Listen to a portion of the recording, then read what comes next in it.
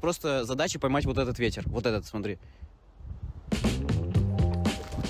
Закрываем срочно.